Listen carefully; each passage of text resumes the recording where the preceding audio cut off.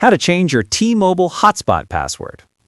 Hey everyone, in this video I'll show you how to change your T-Mobile hotspot password so only you can access your connection. If your T-Mobile hotspot password is too easy or shared with too many people, it can slow down your internet or even allow unauthorized users to connect. Changing it is quick and easy, and I'll show you exactly how to do it so your hotspot is secure. Here's what you need to do. Step 1.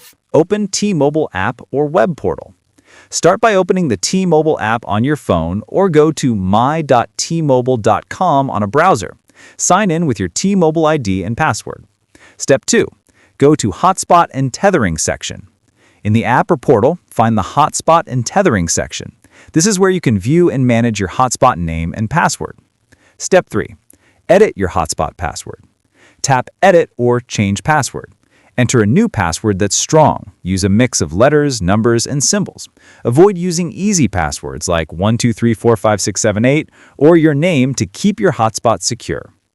Step 4. Save the changes. Once you've entered the new password, tap Save or Apply. Your hotspot will restart with the new password active. Step 5. Reconnect devices. Any devices previously connected to your hotspot will need to enter the new password.